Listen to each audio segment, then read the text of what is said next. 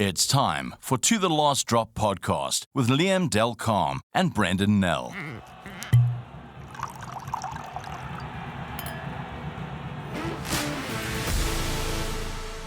This is To The Last Drop. I'm Liam Delcalm. And I'm Brendan Nell. Brendan, we are putting the Durban game behind us. When I say behind us, I don't mean we want to forget about it, but we need to look ahead to the game against Portugal. Springboks in Bloemfontein this weekend against Portugal. But I think the folks who listen to this podcast will probably jump up and down and say, no, we want a little bit more from the fallout from the Durban game. And it would be remiss of us not to go back and discuss a few things. It was certainly a rip-roaring test match, as intense and as brutal as we've seen for a long time. It was always going to be, given the way Ireland set out their stall in terms of their selection, some bold and brave selections that ultimately paid off. I think, first of all, I think we're going to say that probably those two teams are a step ahead of the rest. And I think from what we've seen in these first 2 weeks of the July Test series, the Boks and Ireland are certainly seem to be the pace setters for world rugby at the moment. Saying that, though, if the Boks need to get where they need to get, I spoke about two players, and I don't want to single out only those two players. There are other players that also looked a bit out of sorts. A couple of players who struggled, and it was an intensely physical, brutal test match. But I think Springbok Rugby's in a situation now where you've literally got two very good players and oftentimes double World Cup winners in every position. And you have another two or three youngsters who are knocking on the door. Now, since obviously earlier this week we heard that there's injuries to the likes of Peter Steph du Toit, although the Boks are being very secretive about what the injury is. They haven't said what the injury is. They just said he's out for 6 weeks. And then also injuries to Franco Mostert, who's got a broken leg, and Malcolm Marx has got also a fractured leg as well. And that incident, I mean, anybody who's seen the replays of the incident of Caelan Doris was totally ridiculous. I mean, it was a crocodile roll. It looked as if it was intended to injure. Neither player, him or James Ryan, have got histories of being malicious players, but in that incident alone, they were extremely lucky to get a yellow card. And now Malcolm Marx is out for a couple of weeks as well. That's extremely unfortunate for him, but it just shows you how fine these lines are, and especially when it comes to the officials giving cards, because I thought that could easily be a card for the Irish there. Looking ahead to Bloemfontein, all I can say is that this is an ideal chance. It's an even more important chance now for those youngsters with the guys out of the reckoning because of injuries. There's some big spots that need to be filled, and not least the hooker. If Malcolm Marx is not going to play against Australia in the first game, then Johan Kropler becomes an extremely important player this weekend, as does Andre Hekofente. Those two youngsters, they'll probably have to both go to Australia as second and third hookers. And Ben Jason Dixon, who covers for Peter Steph du Toit, is another one. Salman Marat and Erkes Neyman's roles become more important. And so slowly these younger players will start knocking on the door and start pushing their ways into the side. I think there's still a way to go before Rossi sort of, I don't want to use the word dumps players, but sort of makes way for younger talent. But certainly you can already see a lot of them starting to push the boundaries, and this weekend will be the first for those players to have a go in a Springbok jersey, and a number of them we're hoping for good performances so that they can take that and push those senior players further. So clearly there are a few things that the Boks will have to take out of that test and ponder. I mean, once we get to the Rugby Championship, certainly they will have to refine the way they play. I mean, obviously there is the new attacking strategies under Tony Brown, and they may have to look at their selections in terms of in terms of that game plan and how they want the Springboks to go forward, because it's pointless having people who can't fit into that game plan. I mean, I'm not suggesting for one moment Faf de Klerk or Andre Pollard doesn't fit into it, but it might take more time for those systems to be bedded down properly.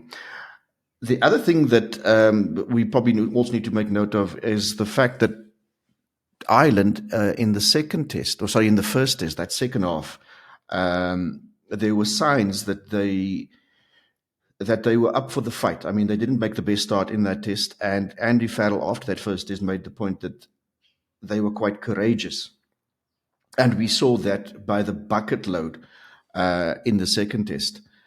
It's not as if the Boks weren't forewarned that that was going to come, and it's. I found it interesting that, you know, given that physical onslaught, one that they are very rarely put to be fair, the Boks actually buckled. Yeah, I think the Island series would have given him a fair idea of which of those senior players he can take forward. Obviously, post World Cup, the Island series was always going to be the big series that they absolutely had to win, and you'd have to bank on experienced people who have produced in the past. So going back to the World Cup winners was always going to be on the cards for the Springboks. But if you look forward, I think that series would have now given him a real sense of which players can potentially still walk the walk for the next 3 years to the next World Cup. So I suppose, you know, over the next couple of tests, not just the next couple of tests, I suppose until the end of the year, we'll get a better sense of who's gonna go the distance. The All Blacks for 2 tests here, so there are a few things that they need to clear up. That test also would have presented the Springboks, in terms of a proper tune-up for Rugby Championship, given them an idea of where they are. But they have one more test before the championship kickoff, and that's in Bloemfontein on Saturday, where they take on Portugal. Any sort of immediate thoughts of what they should be looking to do in this test, because it's a much changed lineup, and what do we sort of take out of it apart from sort of investing in the future? Yeah, I think one interesting selection for me in this weekend's game against Portugal is that of Jan-Hendrik Wessels. He's a player that has been moved around by the Bulls from everywhere in the front row. He's been playing hooker under Jake White. But Rossi's made it quite clear he played loose prop for them in the EPG system, the emerging player group. And he's the type of player they see in what they call a swinger role. Now, that's a player that can play hooker or prop and is obviously vital on the bench in a big game, because it means they can change the number of players they want on their bench and don't have to go with 3 props if they have that. But he hasn't been overly, and he's a youngster. You got to say that he's a youngster, but he hasn't been overly dominant when he has played prop. In fact, he's struggled.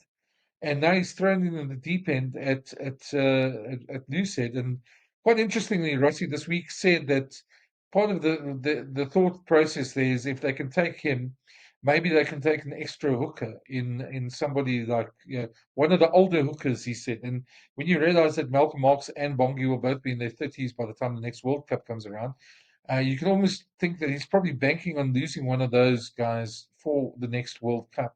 So that makes Jan Hendrik's job increasingly important, and it's just very strange given his situation at the Bulls, because the Bulls see him more as a hooker, but the Boks obviously see him more as a loose prop, and the Bulls have got Gerard Steenekamp and Simpiwe Matanzima, and they don't seem as if they're going to change their policy. So it'd be interesting to see what goes forward there. It's a difficult one because I think the Springboks are in a bit of a catch-22 situation in this, and I always feel when they play so-called tier 2 sides, it is like that, because on the one hand, your fan base expects you to win and win big. They want to see Springbok tries. They want to see a big score line, and without sort of taking into account that the opposition often is a lot better than the fans give them credit for. Now, Portugal beat Fiji in the World Cup. They drew with Georgia. they're certainly a side that can hold their own. They're going to be up against it in Bloemfontein, but it is a test where I think if the Boks don't win by 40, 50 points or 30 points at least, it's almost going to be seen as a disappointment by some people. And I think what's more important, though, is not the scoreline, is more really what players do in that game and what sort of pictures they show Rassie Erasmus in terms of the set pieces, the scrum, the individual flair, that sort of thing. I think we're looking towards the future, and I think you got to keep one eye on that when you talk about this test match, because it's not really what happens in the scoreline here, but it's more about taking that step forward for the future. And that's going to be the important thing for me. Okay, but with that in mind, we spoke to Francisco Isaac, who's a good friend of ours on Twitter. You can find him on Twitter. He lives in Madeira. He's one of the best Portuguese journalists out there. And we thought let him come in and educate us a bit on Portuguese rugby. We're all big fans of theirs after the World Cup. But what can they expect? They've got a new coach. They've got a captain who's come back out of retirement. There's a lot of players there that we don't know. Now, a lot of them are semi-professional. So we thought let's chat to Francisco and let him sort of bring us up to date about what exactly happened. So here's our chat with Francisco. Have a listen, and I think I'm sure you'll come out there like us, a lot better educated. So all roads lead to Bloemfontein on Saturday, and it's not often that you say that. The stadium sold out. It's a big game. There are 7 debutants in the Springbok squad, and we've spoken quite a bit about that now. But let's turn to Portugal because not much is known about the Portuguese side other than the way they all enthralled us and made us shout and scream for them at the World Cup. And for that, we've got a special guest today, Francisco Isaac, all the way from Madeira, I believe, Francisco. And it's a pity you couldn't make it out to Bloemfontein. But I think when you do make it out to South Africa, there's probably a few better places to go. Maybe I shouldn't say that way. But Bloemfontein is a bit in the middle of the country. So I've heard about it already. yeah, Francisco. Just first of all, let's start with Portugal. You guys they had an amazing World Cup. I mean, they were the romantics for everybody. Everybody was, I think, probably the most celebrated team at the World Cup. And but it's now 8 months later. There's a new coach. They coming to the World Champions to face them in their backyard, even though it might be a younger Springbok team. Just what is the expectation? What do you guys look to get out of this game? Well, good morning to all, and thank you for inviting me. Yeah, I think everyone in Portugal and or in France or even South Africa, because the players were welcomed by a lot of Portuguese immigrants that live in South Africa in the airport, which was incredible. But the team and Simon Mannix will want a good result, or more than a result, a good exhibition. They did well against Namibia, felt quite a bit sometimes in defense. And it's going to be interesting against the Springbok. 7 debutants on the Springbok side, but the backline is a World Cup backline, so there's no way to avoid it. And it's going to be the main problem for Portugal, aside the scrum, which is maybe the most interesting point for all of us to see how we can deal with you guys, the best scrum in the world, or the best workers at the scrum in the world. And if it can pushes us to get closer to Georgia, which is our immediate objective, it's to try to topple them in the Men's Rugby Europe Championship next season. Francisco, if I may, let's go back a little bit to last year's World Cup. Can you give us a sense of how important those performances were for Portugal and maybe popularizing the sport a little bit more in Portugal? Well, when Portugal went to the World Cup, I think everybody had a sense, they didn't want to tell, but had a sense that we were going to do well, while playing style with Patrice Largesquet and so on. But nobody expected we're going to lose against Wales by 20 points, Australia by 20 points, win against Fiji, and tie against Georgia. It was just sheer incredible, and was like it built up, and even the fans who are not rugby aligned were taken by it, because it wasn't just a gritty defense that kept the opposition from the try line. It was also the opposite. It was a team that wanted to attack from every part of the field, wanted to have the ball in hands, wanted to run with it, and that energizes mainly the younger part section of sports fans, because it's fun to watch, it's fun to follow. And since then, I think we had a bit of a grow in terms of new kids coming in, adults wanting to watch more games. For example, we played in Estádio do Restelo, which is a football stadium normally, but it was quite full, like 15 or 16,000, which is a lot for a men's rugby Europe Championship game that is not the final. And I think that those exhibitions, the way Portugal played, and the fact that most of the team is young, inspires fans to start to follow the team a bit more, and the hardcore fans to believe a bit more that it's possible if everyone works together to do something special going forward in the future. I was going to say I mean, at the World Cup, we ran into quite a few Portuguese fans, certainly amongst the most passionate fans in the stadium. Yeah, and it was great to see. And especially in that part of the world, I mean, Spain's rugby, especially on the Seventh Circuit, has done exceptionally well as well. Georgia knocking on the door. But I suppose the worry for me is, I mean, we keep on hearing things like this World Test Championship and because we can only have 10 teams in playing Test rugby from next year or the year afterwards. And that, I mean, to me, just from a romantic point of view, you'd want more contact between the sides like Portugal and Spain and Georgia and the bigger sides. And it's very nice for World Rugby to put one-off tests like this, but I mean, surely there must be a hunger for it more to play the bigger sides to make it a more competitive, I suppose, rugby international league that you aren't just 7 or 8 teams. So we've seen in cricket just what that does to a sport, and it's eventually self-defeating. I agree fully with that. Look, I would love to hear from Razi side what he thinks about this, because, well, for me, he's one of the main thinkers of the game nowadays, of the last 20 years. And I want to understand how a head coach or someone who works sports in all levels understands this. And I think, look, if you look at the past game from Spain against Samoa, Spain was just inches away of winning them. A team, and Samoa defeated Italy 14 days ago. So it's incredible that rugby is progressing. The nations are trying to get closer to each other, but with this new World League stuff, or Nations League, or whatever you want to call, I think it can hinder down the chances of nations like Portugal, Spain, Samoa, Tonga, even the USA, Hong Kong, China, having problem to get there. Because if they play only against themselves, nothing.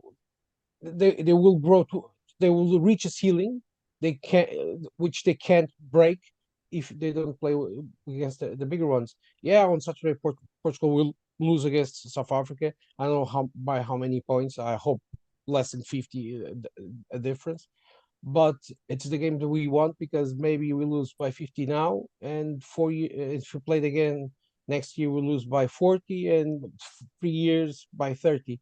And that is progression, and it's the only way going forward. We cannot expect progression without challenges, and I think Rugby tried that. The World Cup expanded, but at the same time, we had to give up for the Nations League, which is, well, I understand from the point of view of financial guys that it's supposedly going to bring more money, but I'm having serious difficulties to see it will bring that enough money to cover, well, whatever the bridges they are burning for it. Francisco, speaking of money, South Africans probably don't know an awful lot about the Portugal team. Can you give us a sense of the professional setup in Portuguese rugby. Are most of the players full-time professionals? Are they semi-professionals? Give us a sense of what the breakdown is.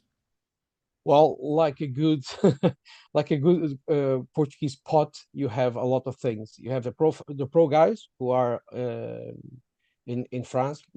They are all in France playing. Then you have some semi-pro guys in Portugal. They play for the Lusitanos team, the franchises that play in the Rugby Europe Super Cup. It's a type of semi-professionalism. I don't know if it's 100% semi-pro, but then you have the amateurs, like the new kids, like Domingos Cabral, Manuel Ferreiro, and some others that are going to play on Saturday. So it's a mix. It's very interesting. It adds a little bit spice to the team, but when you talk to players and when you talk to teams, yesterday I talked with David Gerrard from the Romania setup, the head coach, and he said we need players to go to France or to England and to become fully pro, because only by becoming fully pro you win certain skills, certain lessons that will help you to become a better player. If you are already the biggest player in your country as an amateur, you want to, when you go to the test internationally and you are just a mid player, you won't break any ceilings, you won't make any dents, and you need that to push to push further. I'll give you an example. Rodrigo Marta, Portugal's winger, and who did very well. I know Starty was the was the best wing of Portuguese side in the World Cup, but even those two had to go to France, to go to clubs, to learn new skills, to challenge themselves, to become better players. And you see now the difference. You had guys from the same generation that are in Portugal are good, but not at the same level. And that's what we want. We need more pro guys, and we are having more. You can see in the team now. We have Cody Thomas, who was born in South Africa, is playing in France now, is playing for Portugal,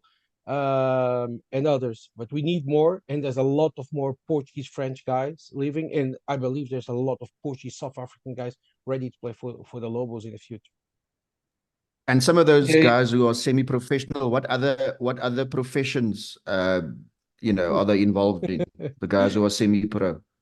Well, look, you'll have lawyers that start work from 9 to 6, or well, let's be real. Most lawyers that I know from from that age grade will go to 9 to 8 because there's a lot of work going on. Dentists like Thomas Appleton is an example. Others are studying. Others are conditioning, physical conditioning coach. Others are architects, and others are labor work as technicians, and so there's a lot of them, and it's quite remarkable because during the Portuguese era, they had also always two training sessions programmed, one at 7 a.m. if I'm not wrong, 7:30, and another at night.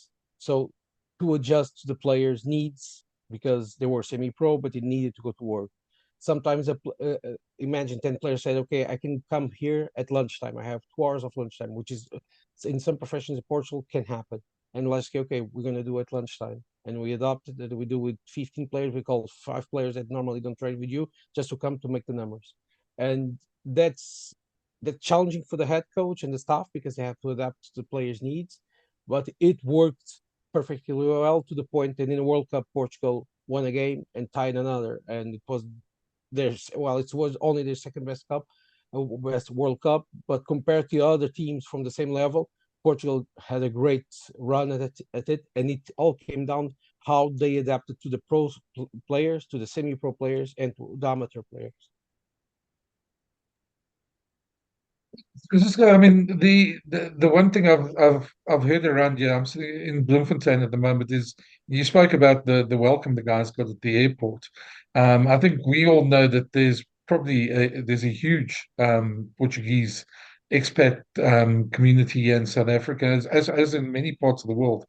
But they apparently bringing down 5,000 fans. That's what I heard earlier this week, and apparently There's a whole Portuguese week here, just to let you know. There at the local shopping center, there's a Portuguese stand there. There's a Portuguese business thing going on. So there's a lot around the game as well. But for them as well, I mean, I think there's a lot of South Africans out there who love who don't want to see Portugal humiliated, I suppose, in this weekend's game. They want to see Portugal do well. But you spoke about less than 50 points. What would a victory for Portugal, a moral victory, be this weekend? What's your hope? Well, aside of defeating the Springboks, which would be amazing, but it's in the realm of the impossibility for me. I would say lose by less than 20 points will be a moral super victory, because it would show us not only losing by less than 20 points, but bringing our game plan to fruition against you guys. We don't want a game that's only the poles and scrappy play. We want to show that we can play with our backs, with our Lucy's, whatever, like that crazy, chaotic, anarchic game. We want to show it can make a dent against a team like South Africa. We proved that we could do it against Australia and Wales, but everyone was debating, okay, it was not the best Welsh team and not the best Australian team. For me on Saturday, it's a great Springboks team. You have a lot of players that are in your URC. Were considered the best players in the URC this season. You have Manny Libok, Lucanio Andres Chihuisen. You have so many great players that won the World Cup. So for us, it's the perfect setting to test our game plan and to show that it can, claw their fingernails and teeth, whatever, and moving forward. That's, for me, that will be a moral victory. And you have a sense of those fans, Portuguese fans at the 5,000 that go into the stadium. I think they're not worried with the scoreline. They just want Portugal to show what they did in the World Cup. That's a goal, to show that we are a joyous team to watch and to follow, and that can, from the 22 area, suddenly start passing the ball on and create a clean break and run until the try line. Francisco, can you give our listeners a sense of which Portuguese players to look out for? Who are most likely to delight the crowd in Bloemfontein? Well, I still don't know the team. I know pieces of who's going to start, but I'll say Rodrigo Marta, which for me is one of the best wing. He's not as explosive as Starty, but he simply works and works and works and works and runs beautiful, has a knack for it. I would say Nicolas Martin, the loose forward, because there's something to him. It's not just like how he goes to the breakdown and steals the balls or the tackling or the lineout. It's all his mentality, and it just inspires the guys next to him to do better. You're going to have Hugo Camacho, the scrum half. He's very young. He's prone to do some mistakes, but more than mistakes, he can create, an illusion that the team is winning or doing it well, because with his passing, with his speed, with his pace, and he's just fun to watch. Then we're going to have Manel Cardoso Pinto, which he's crazy playing rugby. If you talk to any of his companions, they'll say, well, this guy with the ball is crazy, because even inside our own try area, we don't know what he's going to do. If he's going to kick the ball, run with it. Of course, our game plan is to kick the ball out, but Manel is the type of guy that looks to the right and sees just a gap and say, okay, I'm going to run it. So see you later. I'm going to try it. And the rest of the team has to follow, because if you lose the ball, it's over. But more than once, I've seen Manel step out and just run 30 meters, unstoppable, and creates, elevates the fans in the stadium to that point of euphoria that everyone loves to go to. So we also don't only talk rugby in this podcast. The podcast is called To the Last Drop for a reason, because there's other drops that we, other than a drop goal. And you come from a region that makes some of the nicest, finest wines and port around there. I take it you, a man, enjoys a bit of the glass of red every now and again. I'm not that big fan of Porto wine or Madeira wine. For me, Madeira wine is better, but they are completely different. Or the way you drink it or when you drink it are different in the meals or of, of the meals. But they're quite good. Look, I had a friend from South Africa that came here like 4 weeks ago, and I had a Madeira bottle just bought for the occasion. Normally, a bottle can last like for not a lifetime, but for a year because you just drink snippets of it. I can say to you that end of the night, the bottle started here, it ended here, and I was like shocked because the bottle was not cheap, and I was like, damn, because the Madeira wine is quite good, but it's a bullet, and you start to drink it, and if you drink like five or six glasses, I'm going to tell you, you're not going to sit up and just walk away like it's nothing. You're going to sit up and start, oh, I'm in a rocky boat. But the guy just sit up and said, okay, I'm going to the car, and until I get to the hotel, I'm going to sleep. So, and that was that. In Madeira, there's something that I really like to drink, and if you ever come here, I would say to go to get poncha. Poncha is a type of, it's made of rum or pure rum, whatever you want to call it. In Portugal, called aguardente de cana. So it's made from sugar cane. So it's very strong alone, but we then add bees honey and then the orange juice, bit of ice, all mixed together. And I can say to you, you're going to have the best night of your life and the best hangover of your life. I I suspect don't know. Francisco will, I think he will get stuck into the brandy culture if he's not careful when he comes to South Africa. Well, I've heard great things about your brandy, great things, and I same time I'm very frightened about it. You shouldn't be. No, I think we've all had to go through the brandy culture here, and we probably will again this weekend. Bloemfontein's a great place for brandy specials, as we tend to find them around here. Uh, but yeah, look, I mean, I don't know about the bullet thing, but just it sounds like a good South African there doing his bits and not flinching at the challenge. So it's good to hear our compatriots are doing their part. No, he didn't flinch, not once. And I was looking to him and saying, "Okay, you want water?" He said, "No, just keep going." I said, "Okay,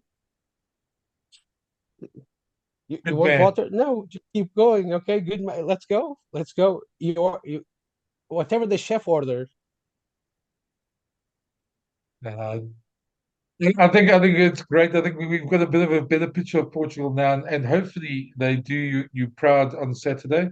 We're hoping for a really, really good contest, and it's going to be cold and dry, and the field's going to be fast, so that should suit their style of play.